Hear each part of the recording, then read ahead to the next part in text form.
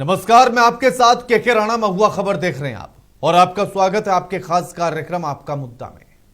और आज का मुद्दा ये आप देख रहे हैं, ये जो सिर्फ क्वेश्चन मार्क लगा है, ये क्वेश्चन मार्क अपने आप में वो पूरी कहानी बताने के लिए काफी है जो आज हम बात करेंगे।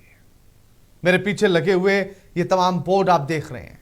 आरक्षण आर्थिक आधार पर ना हो, आरक्षण आर्थिक आधार पर हो, जाति आधार पर ना हो, समानता का अधिकार हो, यूजीसी रोल बैक, और उसी के साथ हमने लगाया है क्वेश्चन मार्क, क्योंकि ये तमाम सवाल हैं।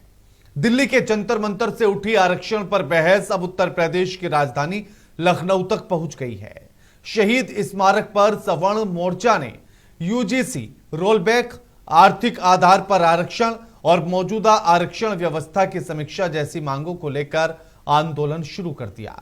प्रदर्शनकारी साफ कह रहे हैं कि अगर 2 अगस्त तक उनकी मांगों पर सरकार ने विचार नहीं किया तो 15 अगस्त को दिल्ली कूच किया जाएगा और देश भर से बड़ी संख्या में लोग इस आंदोलन में शामिल होंगे। दूसरी तरफ इस मुद्दे ने सियासी रंग भी पकड़ लिया है, जहां सवर्ण मोर्चा आरक्षण व्यवस्था में बदलाव की मांग कर रहा है। समाजवादी पार्टी दलितों और पिछड़ों के आरक्षण की मजबूती का मुद्दा उठा रही है। पार्टी कार्यालय के बाहर लगे पोस्टर के जरिए यही संदेश देने की कोशिश की गई। उधर बीजेपी का कहना है कि लोकतंत्र में हर किसी को अपनी बात रखने का अधिकार है, लेकिन सरकार संविधान के दायरे में रहकर ही फैसला करेगी। ऐसे में बड़ा सवाल यह है कि क्या आरक्षण पर एक नई राष्ट्रीय बहस शुरू हो चुकी है? क्या आर्थिक आधार पर आरक्षण की मांग सामाजिक न्याय के मौजूदा ढांचे को चुनौती दे रही है, या फिर यह सिर्फ राजनीतिक ध्रुवीकरण का नया अध्याय है? आज आपका मुद्दा में इसी पर करेंगे बात, इसी पर होगी बहस। हमारे साथ जुड़ेंगे तमाम पार्टियों के प्रवक्ता और जिनसे सीधा पूछेंगे सवाल। लेकिन उससे पहले इस पूरे मामले पर बयानबाजी क्या कुछ रही वो आपको दिखाते हैं। देखिए, तमाम राजनीतिक दल जो दिल्ली में आंदोलन हुआ उससे उत्साहित होकर तमाम तरह के आंदोलन की रूपरेखा रचना कर रहे हैं, पर यूपी अलग तरह की राजनीति से प्रेरित है। यहाँ विकास की राजनीति चल रही। योगी आदित्यनाथ के नेतृत्व में यूपी लगातार उत्तरोत्तर तरक्की कर रहा है और पिछले 9-9.5 साल की तरक्की और विकास को देखकर यहाँ जनता आकर्षित है। जनता का आशीर्वाद और विश्वास भारतीय जनता पार्टी के साथ बना हुआ है, हमारे नेतृत्व के साथ बना हुआ है। इस तरह के आंदोलन दिशा भ्रमित करने और उत्तर प्रदेश को विकास की पटरी से उतारने के अलावा और कुछ नहीं है। मुझे लगता है इन आंदोलन को यहाँ की जनता की शक्ति नहीं मिलेगी, ये दिशा विहीन होकर खत्म हो जाएंगे। देखिए, समाजवादी पार्टी का नेतृत्व अगर देखा जाए तो दलितों से उनकी एकदम किनारा करा रखा था और दलितों से एकदम उनका बिल्कुल भी कभी सामंजस्य नहीं रहा। ये बात उत्तर प्रदेश में हर वर्ग जानता है और मुझे लगता है समाजवादी पार्टी को इस वर्ग का समर्थन कभी भी हासिल नहीं हो पाएगा। जो तौर तरीका और जो हालात और जो व्यवहार समाजवादी पार्टी का इस वर्ग के प्रति रहा है उसे वो कभी भूल नहीं सकता। आरक्षण के मुद्दे पर आज लखनऊ में एक नई शुरुआत हुई है। एक बड़ा प्रदर्शन आज लखनऊ में शहीद स्मारक से हो रहा है, जिसमें काफी संख्या में लोग अब जुड़ना शुरू हो गए हैं। आरक्षण को वापस लेने की मांग और सामान्य वर्ग को सुविधाएं देने की मांग को लेकर के आंदोलन चल रहा है। और जिस तरह से देखिए यहाँ पे हर कोई बैठा हुआ है, प्रदेश के अलग अलग शहरों से, अलग अलग कोनों से लोग इस कार्यक्रम में शामिल होने के लिए पहुंच रहे हैं। यूजीसी काला कानून वापस लेने की बात की जा रही है और सबसे महत्वपूर्ण बात यह है कि जिस तरह से दिल्ली के जंतर मंतर पर अभी आंदोलन हुआ उसको लेकर के सरकार को झुकना पड़ा, अब उसी तर्ज पर अब सरकार को झुकाने के लिए 3 दिन का ये अभियान यहाँ से शुरू किया जा रहा है। सर, आज से जो अभियान आप लोग शुरू कर रहे हैं कितने दिन का है, क्या मुख्य मांग है इसको लेकर? देखिए, मांग तो आपके सामने स्पष्ट लिखी हुई है और एक मांग ये है, ये देख लीजिए इसको, और एक मांग ये है, बाकी कुछ मांगे वहां लगी हुई हैं। मांग बहुत स्पष्ट है कि उत्पीड़न अब इस देश में सवर्ण समाज का हो रहा है, बाकी किसी का नहीं हो रहा है। ठीक है, तो हमको अपने जो उत्पीड़ित हैं हम लोग मिलकर ये आवाज उठा रहे हैं कि भैया हम भी वोटर हैं, हम भी इस देश के नागरिक हैं, बोनाफाइड नागरिक हैं, तो हमको भी हमारे अधिकार मिलने चाहिए। समानता का अधिकार लोकतंत्र काहे के लिए बना था? समानता के अधिकार के लिए बना था। राजे रजवाड़े काहे के लिए खत्म किए गए थे? समानता के लिए खत्म किए गए थे। हम ही से लेके हम ही को असामान्य कर देना, ये कहाँ का न्याय है भाई? तो हमारी मांग एक तो आरक्षण में समानता लागू हो, आर्थिक आधार पर हो, और उसकी समीक्षा हो, उसकी चर्चा हो। हमारे समाज के नेता या सदन में बैठे हुए नेताओं की अगर हैसियत नहीं है सदन में बात करने की, तो हम सड़क पे बात करेंगे, हम सड़क पे चर्चा करेंगे। एक कॉमेडियन टाइप का सांसद है, मंत्री है मोदी जी के कैबिनेट में, रामदास आठवले नाम है, कल बता रहा था कि क्या कहते हैं, वो पेज ही बंद कर देने चाहिए सबको जो आरक्षण का विरोध कर रहे हैं। उनके बाप दादा कह के गए थे कि तुम हिंदुस्तान में जन्म ले लेना, आजादी के बाद हम ऐसी व्यवस्था बनाएंगे कि तुम ही लोगों को फायदा मिलेगा, बाकी सब जो है डिस्क्रिमिनेट हो जाएंगे।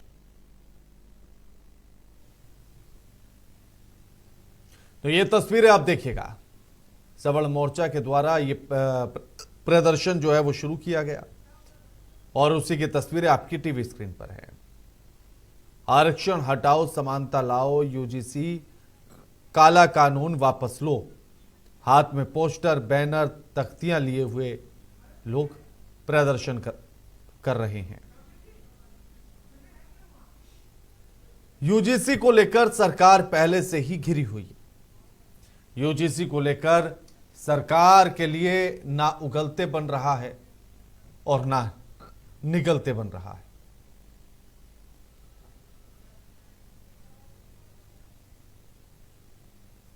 अब ऐसे में यह प्रदर्शन क्या रूप लेता है, क्या दिशा तय करता है और सरकार के लिए किस तरह की परेशानियों को खड़ा करता है, इन सारी चीजों को भी देखना है। आज चर्चा इसी मुद्दे पर करेंगे। आज चर्चा में जो हमारे साथ मेहमान जुड़ेंगे उनसे इसी पर बातचीत की जाएगी, सवाल किए जाएंगे। हमारे साथ कांग्रेस के प्रवक्ता हैं अमित गुरु हमारे साथ जुड़ गए हैं, साथ ही सबल मोर्चा के प्रवक्ता ईशांत सेंगर हमारे साथ जुड़ रहे हैं और हमारे साथ हमारे ब्यूरो चीफ दीपक श्रीवास्तव हमारे साथ जुड़ गए हैं। दीपक जी, सबसे पहले तो आप बताइए कि आज जो ये प्रदर्शन शुरू हुआ, कितना असर इसका देखने के लिए मिल रहा है और सरकार के लोग, सरकार के नुमाइंदे इस प्रदर्शन को किस तरह से देख रहे हैं? दीपक जी।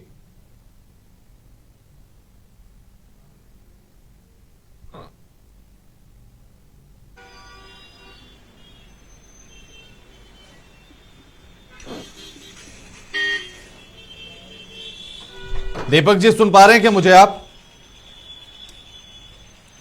दीपक जी, आपको मेरी आवाज मिल रही है? राणा जी, आपका सवाल मुझसे है? हेलो जी राणा जी।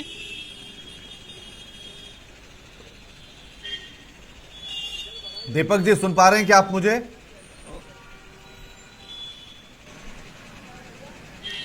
दीपक जी। जी राणा जी, अपना सवाल दोहराएं। हाँ बिल्कुल दीपक जी, मेरा सवाल यह है कि आज जो प्रदर्शन आरक्षण हटाओ को लेकर, समानता लाओ को लेकर जो शुरू हुआ, इस प्रदर्शन का असर क्या कुछ देखने के लिए मिला और कितने दिन ये प्रदर्शन चले? सरकार के नुमाइंदे, सरकार इस प्रदर्शन को किस तरह से देख रही है?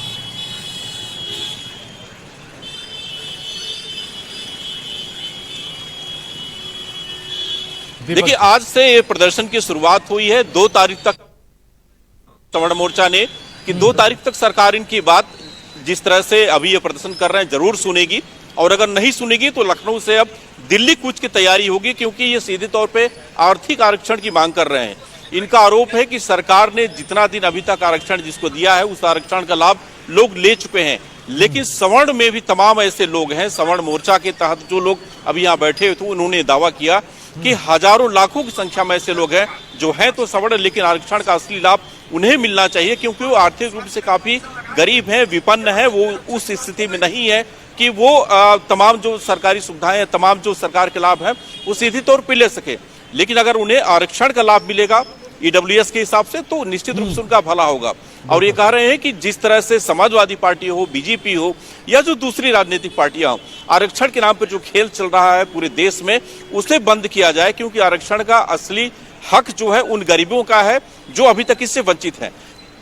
लगभग 3 दिन तक इनका ये प्रोटेस्ट है इस शहीद स्मारक पे चलेगा और इसके बाद से इनका मानना है कि जिस तरह से जंतर मंतर पे एक बड़ा आंदोलन नीट को लेकर के किया गया था। अगर सरकार नहीं सुनती है, नहीं मानती है, तो उसी तरह का एक आंदोलन लखनऊ से शुरू होकर के दिल्ली तक पहुंचेगा और पूरे देश से लाखों की संख्या में लोग इससे जुड़ेंगे कि आरक्षण के मुद्दे पर पूरे देश में तमाम जो संगठन है, जो सवर्ण हिंदू है, जो तमाम पार्टियों से लोग हैं, वो भले ही बीजेपी में हो, कांग्रेस में, सपा में हो, लेकिन जो आरक्षण की लगातार साथ देते रहे, आरक्षण के मुद्दे पर लगातार सरकार को घेरते रहे, वो सभी इनके साथ जुड़ेंगे। इसमें दलीय कोई वो नहीं है कि ये किस दल से है, सपा के हैं, बीजेपी से है, कहीं से हो।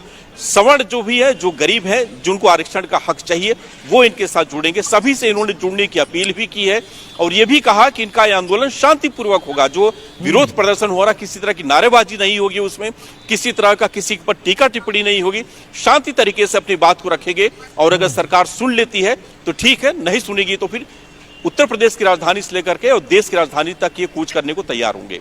राणा जी, हमारे साथ ईशांत सेंगर भी जुड़े हुए हैं, प्रवक्ता हैं सवर्ण मोर्चा के, जो ये प्रदर्शन करा रहा है, जिसके तहत ये प्रदर्शन चल रहा है। ईशांत, कितना मुश्किल है या कितना आसान समझा जाए, क्योंकि सवर्ण आरक्षण में जो आप मांग कर रहे हैं, जिस तरह की मांग आपकी है कि एक तो यूजीसी बिल को वापस लिया जाए, फिर आप कह रहे हैं कि आर्थिक आधार पर आरक्षण होना चाहिए, जातीय आधार पर खत्म हो जाना चाहिए, क्या लग रहा है कि रास्ता आसान है? देखिए, रास्ता कहीं से भी आसान नहीं है जो हम कर रहे हैं, पर नामुमकिन नहीं है। और हम करने के लिए बैठे हैं, करके ही छोड़ेंगे, तो इसमें ना की गुंजाइश नहीं है। रही बात मुश्किलों की, तो कोई समस्या नहीं है उससे हमें। बिल्कुल, लेकिन क्या राजनीतिक पार्टी आपके साथ आएंगी? क्योंकि आरक्षण के नाम पर तो ज्यादातर राजनीति चलती है। देखिए, मैं एक साफ बात बता रहा हूं, हम उस वर्ग से आते हैं जो ये तय करता है कि देश में सरकार किसकी बनेगी, प्रधानमंत्री कौन बनेगा। तो अब ये कम्युनिस्ट आइडियोलॉजी से ग्रसित जो हमारे पॉलिटिकल पार्टीज हैं, उनको इस रियलिटी को समझना पड़ेगा। ये देश राम का देश है और हम राम के ही हैं, और राम के देश में अब हराम का कुछ नहीं चलेगा, और आरक्षण हराम ही है। अमित जी क्या कहेंगे, समर्थन करेंगे इस प्रदर्शन का? देखिए साहब, मुझे जहां तक लगता है कि ये जिस कर रहे हैं बतौर एक राजनीतिक दल, और जो राज्य और नुकसान है, जो राजनीति की पेचबंदी है, उसके अनुसार अनुकूल हमें नहीं लगता कि डिबेट हम लोग बैठे। मैं देख रहा हूँ कि तमाम दलों को भी बैठा नहीं यहाँ पे, फिर भी मैंने हिम्मत करी बैठने की और मैं आपके साथ इस पर जुड़ा। हालांकि भारतीय जनता पार्टी का एक एजेंडा इस तरह का रहता है, हालांकि मैं उस नजरिए से आपको नहीं देखता, आपके चैनल को नहीं देखता, लेकिन भारतीय जनता पार्टी के एजेंडा रहता है कि मीडिया हाउसेस हैं वो आपसे चलें, और वो एजेंडा सेट करते हैं और इस तरह के चर्चाएं परिचर्चाएं शुरू हो जाती हैं। उत्तर प्रदेश के अंदर, अन्य राज्यों के अंदर भी चुनाव है। हमारी पार्टी ने बहुत पहले से एक अभियान और एक डिमांड किया था जाति आधारित जनगणना की। अभी तक वो मामला पूरी तरह से लूप लाइन में पड़ा हुआ है, ये सरकार कुछ नहीं कर रही है। इससे इतर हाँ, इस देश में किसी को यूजीसी जैसे कानून की न जरूरत थी, न खिलाफत थी, न मुखालफत थी, कहीं कोई बात नहीं थी, और भारतीय जनता पार्टी की सरकार लेके आई। जरूरत तो ये था कि यहाँ भारतीय जनता पार्टी के प्रवक्ता को बैठाया जाता, आरएसएस के कार्यकर्ता को बैठाया जाता, किसी भारतीय जनता पार्टी के प्रशंसक को बैठाया जाता और उनसे जवाब लिया जाता। सवाल ये लोग सत्ता में हैं, इनको जब जो नियम बदलना, बिगाड़ना, तोड़ना, मरोड़ना होता है करते हैं। इसमें हमारी राय का क्या मतलब? अमित गुरु जी, क्योंकि देखिए हमारी तरफ से बीजेपी के नेता को जोड़ा जा रहा है, लेकिन वो कब तक जुड़ते हैं ये देखना होगा। हमारी पूरी कोशिश है कि बीजेपी के नेता भी मैं बता रहा हूं, कार्यक्रम में जुड़े और सवालों के जवाब दें। देखिए, कांग्रेस पार्टी की रही है, हम सबकी बात करते हैं। अगर ये लोग वहां पे बैठ के आंदोलन कर रहे हैं या धरना प्रदर्शन कर रहे हैं या अपना एक डिमांड कर रहे हैं तो ये उनका अधिकार है। अधिकारों का हनन नहीं किया जा सकता। कोई आरक्षण के विरोध की बात करता है वो उसका अधिकार है, कोई समर्थन की बात करता है वो उसका अधिकार है। देश में एक संविधान बना हुआ है, संविधान से देश चलता है और संविधान के को अपने टेस्ट के आधार पे मौजूदा भारतीय जनता पार्टी की सरकार बनाती और बिगाड़ती है। मुझे याद आ रहा है मोहन भागवत जी ने ही एक बार इस बात को सबसे पहले बल दिया था कि आरक्षण की समीक्षा होनी चाहिए, और अब मोदी जी ने यूजीसी कानून की बात कर दी। दुनिया भर का हो हल्ला हुआ, पूरे देश में जातिगत पार्टीबंदी बन गई, जातिगत विरोधाभासी माहौल बने। मेरा मानना साफ है, सबके अपने अधिकार हैं और सबके अपने अधिकारों का सम्मान होना चाहिए, लेकिन किसी के अधिकार छीन के किसी के अधिकार को हम बढ़ा नहीं सकते। किसी को अधिकार दिए हैं तो कोई वंचित है तो उसको भी अधिकार देने का प्रयास करें। ठीक है। बाकी हम जब सत्ता में आएंगे तो हमें क्या करना होगा, क्या करना चाहिए, जनहित की बातें क्या है, जनता की डिमांड क्या है, उस पे हम विचार करेंगे। लेकिन अभी इस मुद्दे पे इस तरह से हम कोई बात कर लें, ये लोग जो बात अपनी रख रहे हैं, भीड़ ये जो मीटिंग बैठी है सवर्ण लोगों की, हम उनका विरोध नहीं करते और न ही हम इस बात का विरोध करते कि आरक्षण को हटा दिया जाए। हटाने की नहीं हटाने की, ये मुखालफत करना या उसका क्या कहते हैं उसका पक्ष लेना, ये हमारे एजेंडे में नहीं है, बीजेपी के एजेंडे में। उससे पूछा जाना चाहिए और बीजेपी के लोगों को यहाँ होना चाहिए। मेरा मानना है अधिकार सबके बराबर है, लेकिन बिल्कुल बिल्कुल। देखिए अमित जी हमने तो पूरी कोशिश की है, हमने तो बुलाया है, अब वो कब तक जुड़ते हैं ये देखना होगा। हमारे साथ समाजवादी पार्टी के प्रवक्ता कपीश श्रीवास्तव भी जुड़ गए हैं। कपीश जी, समर्थन करेंगे क्या इस प्रदर्शन का? आपको मेरी आवाज आ रही है? बिल्कुल बिल्कुल। यार मैं देख नहीं पा रहा हूं आप लोगों को, तो आपकी आवाज भी आ रही है और आपका वीडियो भी आ रहा है हमारे पास। आप आराम से अपनी बात रखिए। अच्छा, देखिए एक बात तो बहुत स्पष्ट से आपको हम बता दें कि आरक्षण के पक्ष में सरकार है या नहीं, ये तो सबसे पहले इनको जानना चाहिए। सरकार आरक्षण के खिलाफ बिल ले आवे, हम अपना रुख साफ कर देंगे। तो अभी क्या जहां तक बात इस चीज की है, वही बता रहा हूं, जहां तक बात इस चीज की है, प्रोटेस्ट करने का अधिकार सभी को है ना, वो तो है, लेकिन आपका रुख क्या है? आप इस प्रदर्शन के समर्थन में हैं या नहीं है? नहीं, हम किसी के ना समर्थन में है ना हम किसी के विरोध में। ऐसा कैसे? ये एक संवैधानिक राइट है किसी भी व्यक्ति का, और वो व्यक्ति कर सकता है। हम लोग कुचलने वाले लोग नहीं हैं। प्रदर्शन करना है राइट, इसमें कोई दो राय नहीं है, लेकिन आप भी तो समर्थन या फिर खिलाफत में खड़े होंगे ना। अब या तो आप इसका समर्थन करेंगे या आप इसके विरोध में रहेंगे। अब आप कहें कि नहीं हम तो न्यूट्रल हैं, जैसा आप कर देंगे वैसा मान लेंगे, तो फिर क्या ये कैसे संभव हो सकता है? मैं एक प्रश्न पूछना चाहता हूं सपा के प्रवक्ता जी से। महोदय, अखिलेश यादव जी जो है वो ओबीसी समाज से आते हैं और उन्होंने एक राजपूत महिला से शादी करी है। मेरे हिसाब से जातिवादी का बेड़ी बंधन और उनका जो अपलिफ्टमेंट हो चुका है। तो क्या अखिलेश यादव का परिवार अपना ओबीसी कोटा छोड़ेगा? वो अपनी ओबीसी आइडेंटिटी छोड़ेंगे? वो सामान्य में आएंगे? बताइए कपीश जी। वो सामान्य से भी ऊपर हैं, उस ऊपर सामान्य हो चुके हैं, तो वो आएंगे, वो पहल करेंगे कुछ ऐसी? कपीश जी सुन पा रहे हैं क्या? एक बार पीसीआर टीम देखिएगा, शायद कुछ टेक्निकल प्रॉब्लम आ रही है, आवाज उनकी नहीं मिल पा रही। आपकी आवाज मिल रही, क्या हमारी मिल रही है आपको? हाँ बिल्कुल आपकी आवाज आ रही है। आप जवाब देंगे ईशांत जी के सवाल का? देखिए राणा भाई, मैं एक बहुत स्पष्ट सी बात कर रहा हूं। समाजवादी पार्टी समता मूलक समाज की स्थापना चाहती है। कैसे होगा? मैं वही बता रहा हूं। अभी तक जहां आरक्षण का लाभ जाना चाहिए था वहां नहीं पहुंच सका है। समाजवादी पार्टी इस बात को कहती है कि अगर ये आरक्षण साथ में चाहते हैं तो 10% के आरक्षण तो आर्थिक आधार पर हर व्यक्ति को मिला हुआ है। और भी अगर आप आरक्षण की बात चाहते हैं, आप सरकार के सामने प्रस्ताव लाइए, हम आपके प्रस्ताव पे वहां पर बात करेंगे। आपने जो भी बात कही सवाल मैं वहीं से खड़ा हो गया सबका है। छोड़िए, आपने कहा कि आप 10% सबका छोड़िए, आरक्षण अखिलेश दिया जी का हुआ है बताइए। ईडब्ल्यूएस में, लेकिन सवाल ये थोड़ी ना है।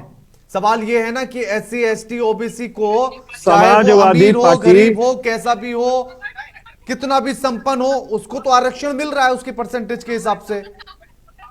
समाजवादी पार्टी जो चीज जैसे चल रही है उसके पक्ष में है। अगर कोई व्यक्ति आंदोलन करके अपने कुछ सुझाव लाना चाहता है सरकार के सामने वो ला सकता है, और नहीं, अगर तो वो आपसे सुझाव पूछ रहे हैं सामने ना कि सरकार आप लेके विपक्ष आएगी तो हम होने के सरकार का नाते साथ देंगे। उत्तर प्रदेश में आप विपक्ष होने कह के तो रहे नाते हैं। क्या आप समर्थन में हैं? हम तो सीधी बात कह रहे हैं कि ये सरकार के साथ आवे, अगर सरकार प्रस्ताव लेकर के आती है तो हम समर्थन करते।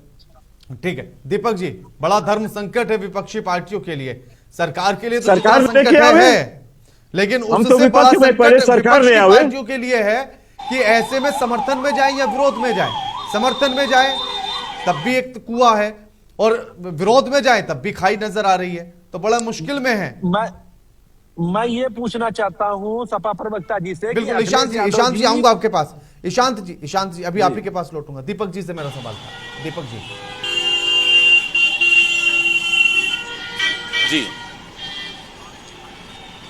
देखिए राणा जी, ये विपक्ष की मजबूरी है कि वो इस मामले पे कुछ कह नहीं सकती है, क्योंकि अधिकतर जो विपक्ष में लोग हैं, चाहे समाजवादी पार्टी की बात करें, कांग्रेस की बात करें या फिर जो बीजेपी के सहयोगी दल हैं, जो आरक्षण के ही मुद्दे पर सरकार में अभी सहयोगी दल के साथ साथ मंत्री पद की भी भूमिका उनके जो बड़े नेता निभा रहे हैं, चाहे निषाद पार्टी की बात करें, अपना दल की बात करें, सुभाषपा की बात करें, आरक्षण के ही मुद्दे पर अपनी जाति के अपनी बिरादरी को लोगों को आरक्षण दिलाने के ही मुद्दे पर ये लोग सरकार के साथ हैं। और समाजवादी पार्टी भी आरक्षण की भी बात करती है, पीडीए की बात करती है। जो क्या वो कहेगी कि हम अपने दलित जो पीडीए में डी है उस दलित के लिए आरक्षण नहीं चाहिए, ओबीसी के लिए आरक्षण नहीं चाहिए?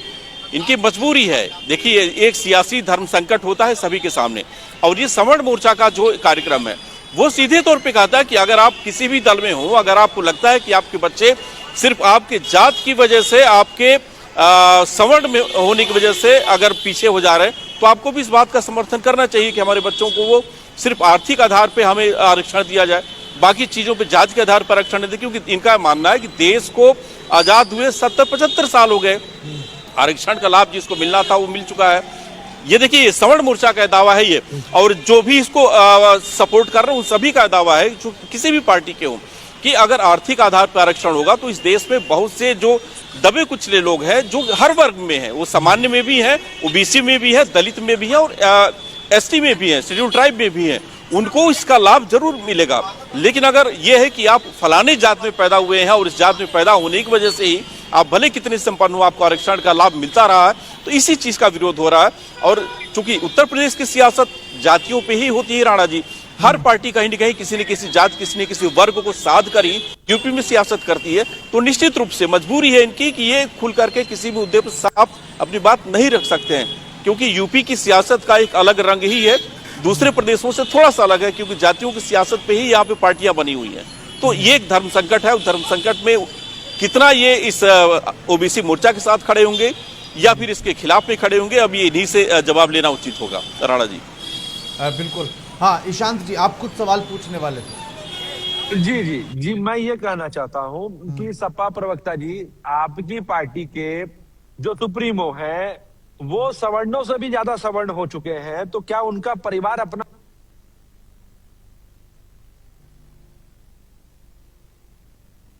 ईशांत जी सुन पा रहे हैं क्या?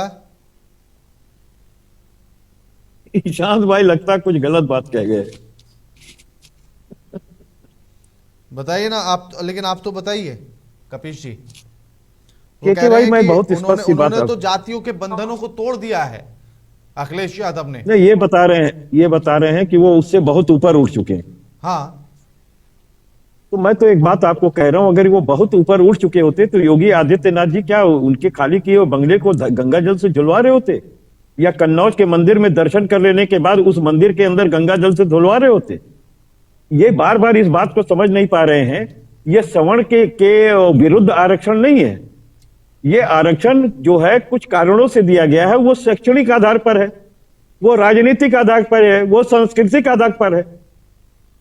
तो आप ये बताओ, जब इन तीनों आधार पे दिया गया है और आज भी वो दलित आपके सर पे आज भी पेशाब किया जा रहा है, तो आप कैसे कहते हैं कि कह सकते हैं कि ऊपर आ गई? क्या सिर्फ इसलिए कि द्रौपदी मुर्मू एक आदिवासी हैं वो आ गई, या कोविंद साहब जो हैं वो हो गए, इसलिए सारे हो गए? नहीं तो ऐसा तो ये कोई भी नहीं वो हुआ क्योंकि ना। देखिए देखिए मैं आपको कपिल साहब, आप किसी एक व्यक्ति को अगर गिनेंगे तो ऐसे तो हर जाति का व्यक्ति ऊपर स्थान पर भी और नीचे भी है, इसीलिए तो कहा जा रहा है कि आर्थिक आधार पर दो, जाति आधार पर क्यों? इसीलिए तो अब आप खुद बताइए ना, अखिलेश यादव, कि आपको लगता है अखिलेश यादव के बच्चों को किसी आरक्षण की जाति जरूरत के है? आधार पर नहीं दिया गया है। के भाई आप भी कंसेप्ट कर लिया, आप प्रबुद्ध पत्रकार हैं, कम से कम तभी इस तो बात पूछ को रहा हूं जाने सवाल देश के आपसे। संविधान के किस आर्टिकल में ये दिया हुआ, जरा बताएं आरक्षण। अच्छा आप बताइए ना पहले मुझे।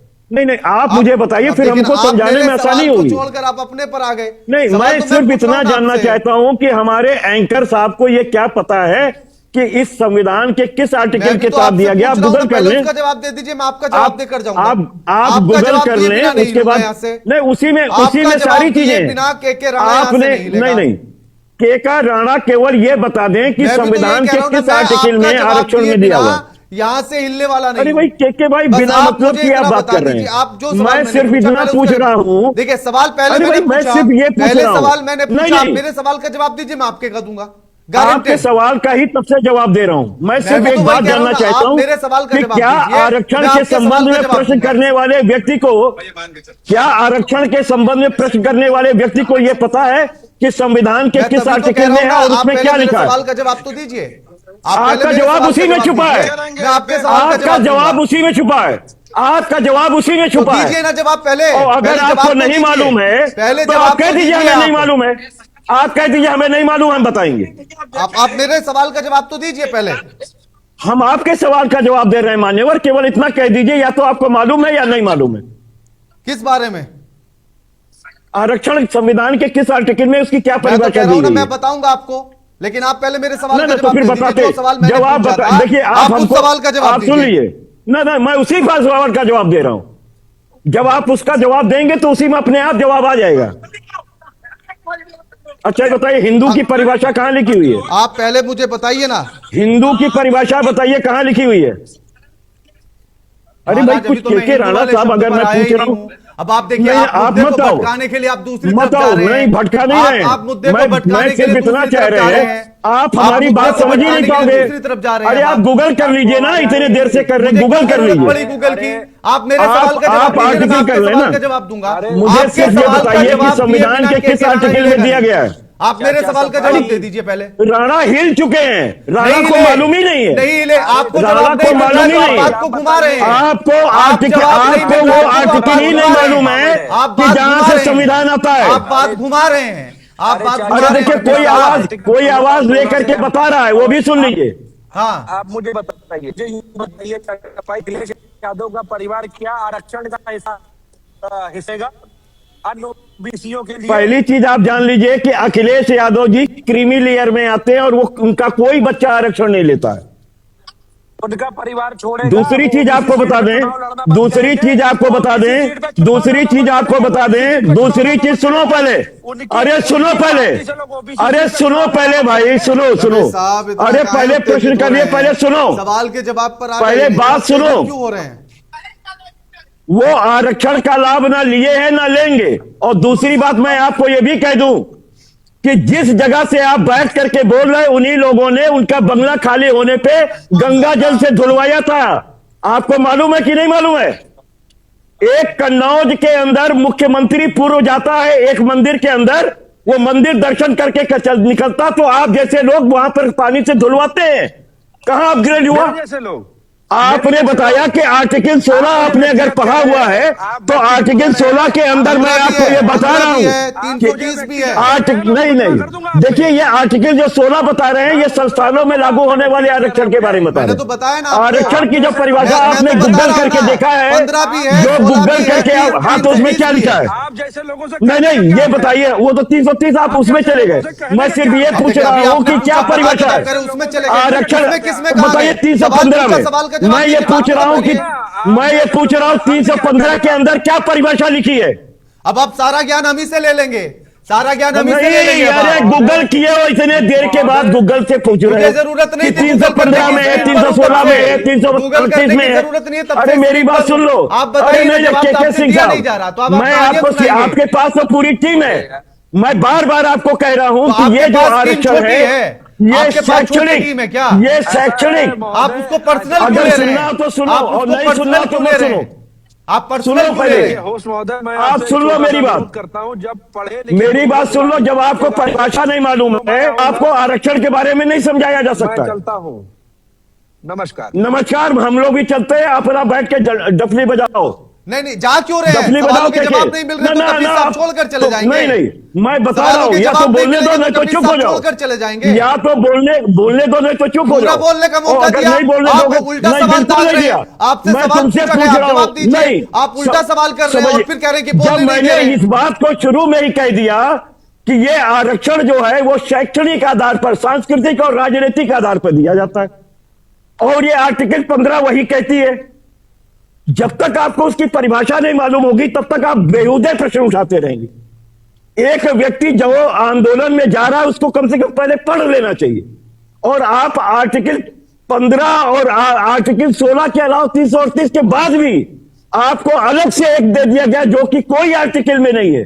उसके बाद भी अगर आपको चयन नहीं है तो सरकार के सामने अपनी चीजें लेकर के आइए। सरकार अगर विधानसभा या जो है संसद के पटल पे लेके आएगी, हम वहां जवाब देंगे। अब देखिए ना कपिल यहाँ साहब, तो भाजपा का आदमी सवाल भागा आपको हुआ है। बेहुदा लगे तो भाजपा का लगे। एक नेता नहीं कपिल बैठा साहब, हुआ है। कपिल साहब, भारतीय जनता पार्टी कपिल साहब, भाग करके खड़ी हो गई। यूजीसी के अंदर सवर्णों का अत्याचार करने का एक कानून लेकर के आई, भारतीय जनता पार्टी भाग गई। क्यों भागी हुई है आपके चैनल पे? भारतीय जनता पार्टी आपके चैनल पे क्यों भागी हुई है? पार्टी को मैं रिप्रेजेंटेड थोड़ी कर रहा हूं, मैंने तो बुलाया आप है। प्रेजेंट करें ना हमारी करें, टीम ने तो फोन आपने किया बुलाया है। अब उनके तो कहिए ना कि उनकी भाग तरफ गया। से गेस्ट नहीं आ रहे कहिए ना कि भाग हैं गया। या वो नहीं बैठ रहे हैं। अरे भाई, तो उनको कहिए ना बात कि कर भाग थोड़ी गया। बैठा लेगा के राणा। हाँ तो कहिए कि वो भाग गए। ये तो मैंने सबसे आप शुरू कहिए में वो बोला, भाग गए। सबसे शुरू में बोला, आप जुड़े भी नहीं थे तब बोल तो दिए मैं ये लाइन। पूछ रहा हूं, उसके बाद भी हमने आपको कपिल जी कहा से थोड़ी कि पूछकर सरकार बोलूंगा। हमारी नहीं है। जब हमारी सरकार आएगी तब हम जवाब दे होंगे इनके लिए। ये आंदोलन खड़ा करना आपसे चाहते हैं, जवाब ये करें। मांगा ही नहीं विपक्ष गया के था, खिलाफ आपसे जो आंदोलन जवाब नहीं होता मांगा है। गया, आप वो जवाब दे नहीं रहे हैं। आप बाकी सरकार वो में तो दे आएंगे, दिया। फिर क्या वो दे करेंगे, दिया। कैसे करेंगे, उस कहानी पर आप वो जा दे रहे हैं। दिया, वो दे दिया आपको जवाब। मैंने कि तो एक अगर बड़ा कोई साधारण सा विधेयक सवाल सामने आपसे आता है, पूछा था कि नहीं। इस प्रदर्शन के आप साथ हैं या नहीं है, इतना सा सवाल था। हमने भी आपको इस प्रदर्शन के बारे में जवाब दिया था कि हम ना इसके विरोध में है ना इसके साथ में। तो उसी का तो बिल्कुल, कारण मैंने जिसको ऐसे करना हो करे। आपसे उसी का तो तो मैंने कारण तो आपको पूछा पहले ही कि जवाब आप दे दिया। बीच में क्यों हैं, लाइन एकतरफा एक क्यों नहीं लाइन हो रहे हैं आप? में, एक लाइन में। ये बहुत सीधी सी बात है कि हम सरकार नहीं, आंदोलन हमारे खिलाफ है नहीं, इसमें हमारी जिम्मेदारी नहीं है। लेकिन आप विपक्ष जिसकी में तो हैं। जिम्मेदारी वो भाग खड़ा हुआ आप है। विपक्ष में तो हैं। जो जिसकी आप हाँ, विपक्ष तो में क्या तो हुआ? हैं। आप आंदोलन करो, हम कहां मना कर रहे हैं। आप विपक्ष आप में हैं या आंदोलन नहीं करो। हैं? सरकार विपक्ष के में ऊपर हैं या इतनी नहीं? नकेल कसो, सरकार के ऊपर इतनी नकेल कसो कि वो तुम्हारी बात मान ले और एक विधेयक लेके मैं आए। आपसे पूछ हम रहा वहां हूं, बताएंगे हम सपोर्ट में है कि नहीं। कपिल साहब, मैंने आपसे यही तो पूछा कि आप विपक्ष में हैं तो आपको तो एक साइड रहना पड़ेगा ना, आप बीच में कैसे खड़े हो सकते हैं? नहीं, हम विपक्ष में इसीलिए आपको कह रहे हैं कि हमारे हाथ में कुछ भी नहीं है। जो है वो सरकार के हाथ पहली बार में। पता अगर लगा आप कि विपक्ष के हाथ में कुछ मैं नहीं आपको होता कह है। रहा हूं, कहां है, जंतर कहां है मंतर का बताओ? प्रदर्शन हुआ तब मैं आप तो- समर्थन में नहीं थे, वो भी कहते हमारे थे हाथ आप में सभी नहीं के है। बीच में है। वो एक अलग की बात थी। जहां पर करोड़ों करोड़ों लोगों के सामने परीक्षा लीक हो रही है, वो बच्चे प्रोटेस्ट कर रहे हैं, हम उनका सहयोग किए थे प्रोटेस्ट के साथ, या विपक्ष में नहीं थे। अब देखिए ना, आप दोनों तरफ से आप अपनी अच्छी तरफ अगर इनके यहां भी लाठी चढ़ेगी, अगर इनके भी प्रोटेस्ट पे लाठी चलेगी, हम इनके साथ खड़े मिलेंगे।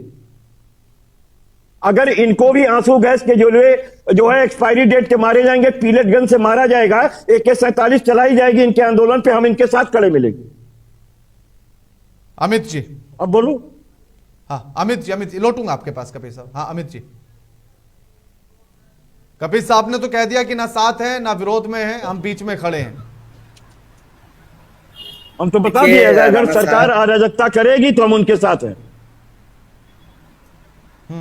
देखिए राणा साहब, बड़ी साफगोई के साथ मैंने ये बात शुरू में ही कह दी और फिर से दोहराता हूँ। देखिए, ये जो लोग आरक्षण के खिलाफ आंदोलन कर रहे हैं या मुहिम की शुरुआत किए हैं, और जो कपीस भाई ने कहा कि ना हम इसके साथ है ना विरोध में है, देखिए मामला कहाँ फंसता है। संसद में नियम जो बनते हैं वो संसद में बनते हैं, और जो संसद में नियम पास होते हैं वो संविधान में मूर्त रूप लेते हैं, और संविधान का पालन करना सरकार का और न्यायपालिका का धर्म है। अगर कोई नियम बदलना है, उसको बनाना है, बिगाड़ना है, तो वो सरकार का काम है। सरकार के पास इन लोगों को जाना चाहिए। हमारा रोल तो तब आएगा ना कि जब हम इनको देखें कि ये क्या कर रहे हैं। अभी आप देखिए महिला आरक्षण के मामले को लेके संसद में कितना हाय तौबा हुआ, वो परिसीमन को लेके भी कितना हाय तौबा हुआ, और स्थितियां यहां तक बनी कि विपक्षी दलों के सांसदों को ये सरकार तोड़ रही है। 20-20 सांसद टीएमसी के तोड़ लिए जाते हैं।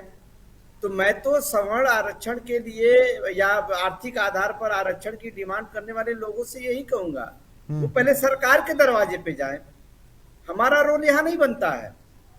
हमारा रोल जब बनेगा तब हम देखेंगे इसको, लेकिन वो वहां जाए, देखिए ना कैसे वो सांसदों को चुरा रहे हैं, वो चुनावों को चुरा ले रहे हैं, वोट चोरी से चुनाव जीत रहे हैं। तो इनका भी हल निकाल देंगे।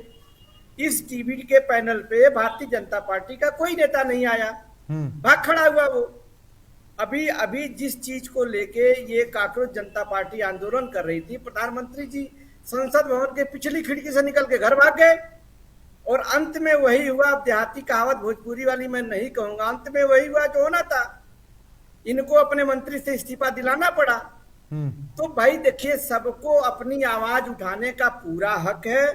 उनको लगता है कि उनके हक में कोई कमी है, उनके हक हुकूक को कहीं से जो है दबाया जा रहा है, तो अपनी बात रखें, आजाद हैं। लेकिन किसके पास? विपक्ष के पास नहीं जनाब, सरकार के पास। तो सरकार के पास जाए। आर्थिक आधार पे इन्होंने 10% का आरक्षण दिया ना, संविधान क्या कहता है? 50% से अधिक आरक्षण आप नहीं दे सकते, 51 से अधिक नहीं जा सकते आप। लेकिन राजनीतिक फायदे के लिए तो उसके ऊपर भी गए अमित जी, राजनीतिक फायदे के लिए तो उसके ऊपर भी गए। मैं राणा साहब आप ही की बात को आगे बढ़ा रहा हूँ। मैं तो देखिए बड़ी बेबाकी से, बड़े मुझे कोई चिंता फिक्र नहीं होती है। मैं अपनी बात और अपने पार्टी की बात बड़ी शालीनता से और मजबूती से रखता हूँ। मैं आप ही की बात कर रहा हूँ कि वो 10% आरक्षण लेके आए, नियमों को ताक पर रख के लेके आए। तो जो सवर्ण आरक्षण के लिए या फिर आरक्षण हटाने के लिए जो भाई आंदोलन कर रहे हैं, वो भारतीय जनता पार्टी की सरकार और उनके नेताओं के दरवाजे पे जाएं, उनसे देखें वो क्या करते, क्योंकि वो तो ऊट पटांग काम कर भी रहे हैं, कुछ भी करेंगे। और अधिकार सबका, इस लोकतंत्र में बोलने की आजादी, हक मांगने की आजादी, पढ़ने की आजादी, एजुकेशन की आजादी सबको मिला हुआ है, सबको मिलना चाहिए। सबकी अपनी टीस है, अपना दर्द है, सबका निराकरण होना चाहिए, लेकिन विपक्ष से नहीं। विपक्ष से जब आप निराकरण मांगिएगा तो बड़ी साफ गोई से ये भी मैं बोल देता हूँ, नहीं अमित जी, निराकरण नहीं मांगा मैंने। कोई अपना वोट बैंक नहीं दरकाएगा, कोई नेता। देखिए भारतीय जनता पार्टी वाले भाग गए, नहीं बैठे यहाँ पे, वो नहीं बैठे हैं, वो अपना एक भी वोट दरकाना नहीं चाहते हैं। लेकिन सवर्ण के साथियों को या किसी को भी अगर समझना है तो मोहन भागवत के बयान से समझे, प्रधानमंत्री मोदी के बेवजह के लाई यूजीसी रेगुलेशन को समझ ले। समझे तो विपक्ष के ऊपर ठीकरा फोड़ने की कोई जरूरत नहीं है, क्योंकि भारतीय जनता पार्टी के लोग, मैंने वही कहा शुरू में, एजेंडा सेट करते हैं और उस पर चर्चा होती है। और एजेंडा हो सकता है ये मैं मीडिया हाउस की बात नहीं कर सकता, हो सकता है कहीं से एजेंडा खड़ा किया जा रहा है। अभी देखिए जंतर मंतर पे आंदोलन हुआ, उसमें ऐसे लोग भी पुलिस थे कि नहीं थे, सादे लिबास में डंडा और कील लगी हुई डंडे लेके आंदोलनकारियों को मार रहे थे। कुछ भी कर सकते हैं ये लोग। तो पूरी डिमांड ये लेके भारतीय जनता पार्टी की सरकार के पास चाहे, लेकिन एक बात तो बताइए ना, इस प्रदर्शन से तो सरकार भी घिरेगी। यूजीसी बिल को वापस लेने की बात, कानून को वापस लेने की बात कर रही है, इस प्रदर्शन में हो रही है। आरक्षण हटाने की बात इस प्रदर्शन में हो रही है, तो ये तो सरकार को ज्यादा डेंट करेगा। देखिए सरकार को करेगा तो ये मूर्खों की सरकार है, पढ़ों की जाहिलों की सरकार एक बार चेक कीजिएगा, आवाज खराब हो रही है अमित जी की। बीजेपी की आई थी मोदी के महज ग्रेजुएट है, आप समझिए इस चीजों को, इन चीजों को समझिए। यूजीसी किसी ने नहीं मांगा था, न कोई विरोध में था, न कोई मांग रहा था, जैसे देश चल रहा था। लेकिन जातियों के बीच लड़ाई भारतीय जनता पार्टी की केंद्रीय सरकार ने करा दी। तो मुझे लगता है कि चाहे आरक्षण को बचाना है और चाहे आरक्षण को खत्म करना है, दोनों पक्ष के लोग सरकार के दरवाजे पे जाए। हमारा रोल जब आएगा तब हम देखेंगे।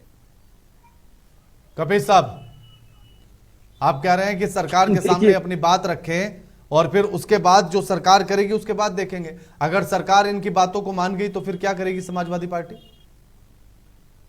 अगर मान जाएगी तो अगर और मगर का कोई जवाब नहीं होता। संसद पे आवे, विधानसभा में लेके आवे, हम वहां पे अपना मत देंगे। और हमने आज भी आपको कहा कि हम इनके आंदोलन के खिलाफ नहीं है। और आप बार बार चाहते हैं कि हम कुछ और कह दें, तो क्यों कह देंगे? नहीं, मैंने कब कहा ऐसा कि आप कुछ भाई नहीं, आप ये कह रहे हैं कि ना, आप तो ये कह रहे हैं कि आप उनके विरुद्ध हैं और ना आप कह रहे हैं उनके साथ हैं। तो यही पूछा कि आप विपक्ष हैं, तो आप ना समर्थन में है ना आप विरोध में, आप बीच में क्यों खड़े हैं? तीसरा इसीलिए खड़े हैं कि हमको वहीं खड़ा होना है। आप जबरदस्ती नहीं कहीं खड़ा करा दीजिएंगे। निर्गुट सम्मेलन होता है तो क्या किसी गुट में होता है क्या? पूछ लीजिए फिर इंडिया निर्गुट सम्मेलन में क्यों शामिल होता है? काहे गुटबाजी नहीं करता है? हो सकता है आपके संस्थान में भी गुटबाजी चलती हो, लेकिन आप गुटबाजी ना करते हो, आप दोनों तरफ बैठते हो, तो क्या आप गलत हो जाएंगे? मैं बार बार आपको कह रहा हूं कि हम विपक्ष हैं। हमारी भूमिका सरकार की नहीं है। अरे भाई सुनिए, तो हमारी सरकार की भूमिका नहीं है। और मैं आपको बार बार कह रहा हूं कि आर्टिकल 15 के अंदर यह स्पष्ट लिखा हुआ है कि यह जो आरक्षण लाया गया है, यह राजनीतिक, सांस्कृतिक और शैक्षणिक आधार पर लाया गया। मैं बहुत स्पष्ट से आपको बात कह रहा हूं। इसके अलावा कोई आरक्षण अलाउड नहीं है क्या बोलते हैं, संविधान के अनुसार। बावजूद उसके ईडब्ल्यूएस का हुआ है ना, क्या हम लोगों ने विरोध किया था क्या? वहां अपनी बात रखी थी, हुआ कि नहीं? 10% जो अमित गुरु जिस बात को आगे बढ़ा रहे थे उसी बात में कह रहा हूं। संविधान में तो 85% है, लेकिन अब इसको जोड़ लीजिए तो ये अवैध माना जाएगा जो ईडब्ल्यूएस वाला है। लेकिन कोई विरोध है क्या? और मैं तीसरी बात कह रहा हूं कि राणा भाई, जब सरकारी संस्थान होंगे तब ना आरक्षण का आप लाभ लोगे। ये तो भारतीय जनता पार्टी पौधे ही साफ कर दे रही है। और बिना मतलब का हम लोग जो है झुंझुना लेके घूम रहे हैं कि आरक्षण खत्म कर दो, आरक्षण दे दो। अरे जब खेती ही नहीं है तो मेड़ कहां से बनेगी? आप धीरे धीरे पब्लिक सेक्टरों को समाप्त करते जा रहे हैं, आप उनको प्राइवेट सेक्टर बनाते चले जा रहे हैं, और प्राइवेट सेक्टर के अंदर आरक्षण नहीं होता है। आप तो देखिए ना, एनटीए जैसी संस्था बनी, उसमें 46 संविदा पर लोग हैं।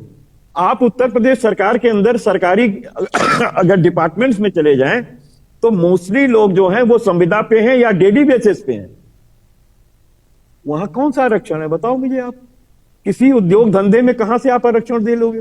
तो भारतीय जनता पार्टी तो सीधा सीधा सवर्णों के ऊपर हमला कर रही है। ईडब्ल्यूएस का दिखाने के लिए आपको आरक्षण दे रही है, और गवर्नमेंट की सर्विस निकलेंगी नहीं, और जो निकलेंगी उसका पेपर लीक कर जाएगा या वो किसी न्यायालय में फंस जाएगा, और आप आरक्षण का झुंझुना लेके एक दूसरे वर्ग को लड़ाते रहिए। और समाजवादी पार्टी लड़ने में नहीं आती। यूजीसी के कानून बिल्कुल कहेंगे, बिल्कुल कहेंगे कि जो कानून पहले था उसमें संशोधन की आवश्यकता क्या थी? हमें आप बताओ किसका हित बिगड़ रहा था? आपके ऊपर एक भी केस है? ये तो जानबूझ के भारतीय जनता पार्टी ने ऐसा किया है। पिछड़े इस बात से कभी सहमत नहीं होंगे कि सवर्णों पे बिना मतलब के केसेस ला दे जाएं। कोई भी आदमी नहीं खुश होगा कि गलत केसेस लाने का रास्ता निकाला है। इसलिए मैं फिर से वही सवाल दोहरा रहा हूं। मैं इसीलिए वो सवाल पूछ रहा था कि सिर्फ आरक्षण हटाने की बात ये प्रदर्शन नहीं कर रहा है, ये तो यूजीसी कानून को वापस लेने की भी बात कर रहा है। हम बिल्कुल उसी यूजीसी कानून के साथ खड़े हैं जो किसी भी वर्ग के अंदर विभेद ना करता हो और जो किसी भी तरीके से एक दूसरे के विरुद्ध ना हो। अब ये सरकार तय करे कि वो कैसे करेगी। उसने डिस्पैरिटी वाली चीजों को लागू किया, फिर से लाए बिल। तो इस पॉइंट पर भी आप बीच में खड़े हैं या साथ खड़े हैं? अरे भाई, हम किसी के साथ अगर अन्याय होगा तो समाजवादी पार्टी उस अन्याय के विरुद्ध खड़ी है और उनके साथ खड़ी है। तो यूजीसी जैसे पर आप मैंने साथ अभी हैं? आपको मैं बार बार आपको कह रहा हूं कि यूजीसी बिल सरकार संशोधित करके लाना चाहती है, वो लाए, वहां हम अपनी बात कहेंगे। और हम आपको बार बार कह रहे हैं कि समाजवादी पार्टी कभी किसी कीमत पे नहीं चाहती है कि किसी भी व्यक्ति का हित प्रभावित हो या अन्याय हो, चाहे वो दलित का हो, चाहे वो पिछड़े का हो, चाहे वो सामान्य का हो। ये सरकार तय करके लाए, और अगर हमें ऐसा लगेगा तो हम वहां अपना सुझाव लगाएंगे। ठीक है अमित गुरु जी। अमित गुरु, क्योंकि देखिए दोनों आप एक जैसी ही बातें कर रहे हैं, एक ही बात लगभग दोनों कर रहे हैं, तो क्या यूजीसी पर कांग्रेस का स्टैंड क्या होगा?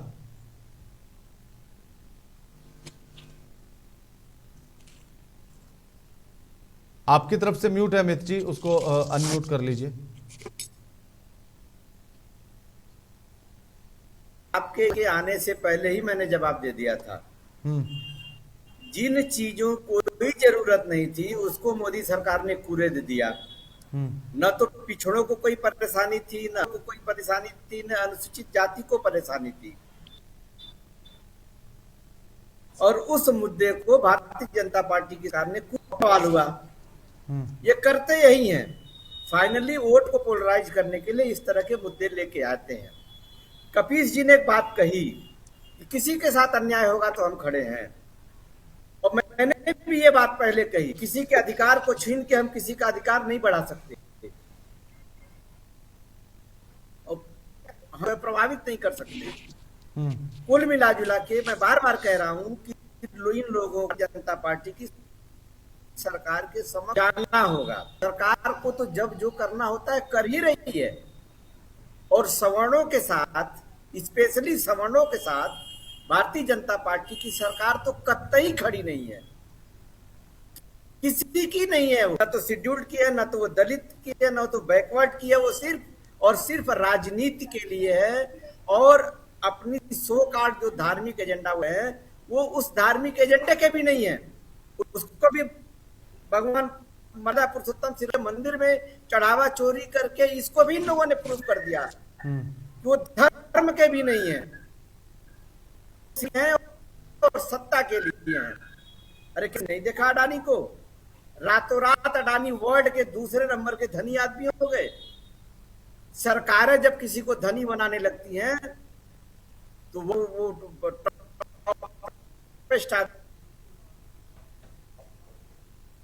कपीस साहब, क्योंकि देखिए ऐसे में सवर्ण मोर्चा ये कह रहा है, सवर्ण मोर्चा ये कह रहा है कि अगर हमारी बात को सरकार मानती है तो ठीक है, नहीं तो फिर हम दिल्ली का रास्ता अपनाएंगे, दिल्ली पहुंचेंगे, वहां जाकर प्रदर्शन करेंगे। ईरान और बिल्कुल उनका ये नैसर्गिक और संवैधानिक अधिकार है और उनको दिल्ली जाना चाहिए।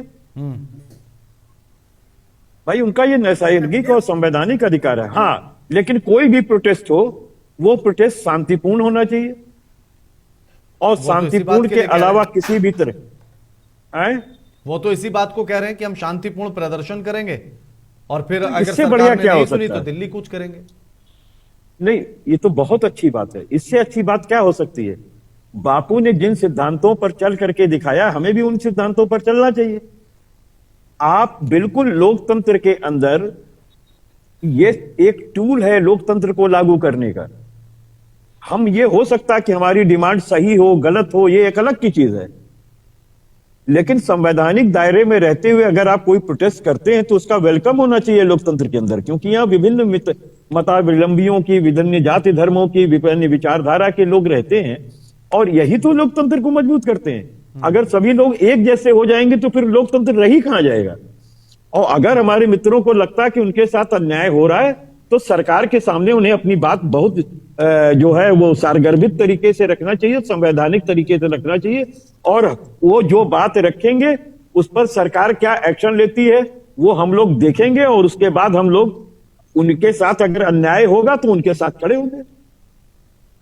अमित जी, क्या ऐसा लग रहा है कि अब जैसे जैसे समय बीत रहा है, चुनाव का समय नजदीक आ रहा है, तो सरकार के खिलाफ प्रदर्शन हो रहे हैं, और क्या सीजेपी वाले प्रोटेस्ट ने एक ये हिम्मत दी है कि अब प्रदर्शन करेंगे तो बात मानी जाएगी और सरकार झुकेगी, जो अखिलेश यादव ने भी कहा था कि झुकते हैं, झुकाने वाला चाहिए, अभिजीत दीपके ने कहा था।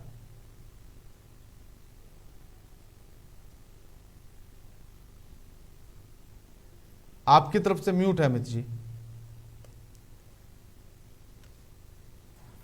देखिए राणा साहब, इस मामले में मेरा मानना है, ये कांग्रेस जनता पार्टी का जो आंदोलन हुआ है और जो बात आपने कही कि झुकती है दुनिया, झुकाने वाला चाहिए, तो दुनिया तभी झुकती है और झुकाने वाला जो चाहने की जहां तक बात है, लोकतंत्र में जब सरकारें सुनती हैं तो उसको झुकना नहीं कहते, लेकिन ये इस सरकार के साथ ये स्लोगन बिल्कुल फिट बैठता है, क्योंकि बेशर्मी की पराकाष्ठा पार कर जाने के बाद ये झुके हैं, तो उनके ऊपर ये स्लोगन फिट बैठता है। आंदोलन भी हुआ था 2013 में, हमारे दल की सरकार थी, लोग मंत्री उस धरने तक गए, उनकी डिमांड को सुना। इसके पहले आपने देखा किसान का आंदोलन, किसानों ने एक साल से अधिक समय तक सड़क पर रहे वो, और अपनी मांग वो मनवा पाने में सफल हुए। वो अभी बड़ी बेशर्मी के साथ इस सरकार को मानना पड़ा। तो सरकार खुशी खुशी कोई बात नहीं मान रही है, वो अपने तानाशाही के रवैये पे है, और बेशर्मी की पराकाष्ठा पार कर जाने के बाद भी जब उसे कोई राह नहीं दिख रहा है तो उसे देश के सामने और प्रोटेस्टर्स के सामने माफी मांगना पड़ रहा है। देखिए, बड़ी साफ गोई से मैं कहता हूँ और फिर कह रहा हूँ कि सबको अपना लोकतंत्र में अपनी बात रखने का, अपनी मांग के लिए अधिकार है। बहुत सारे उलझुल मांग भी लोग करते हैं भाई, उनका भी सम्मान है। जो बिल्कुल न्यायोचित नहीं है मांग करते हैं, उनका भी सम्मान है। भाई देश है, सियासत है, लोकतंत्र है, सबका अपना तरीका है, सबका अपना डिमांड है, सुनना तो पड़ेगा, वाजिब हो या गैर वाजिब हो। ठीक है। हाँ, कपिल साहब 30 सेकंड।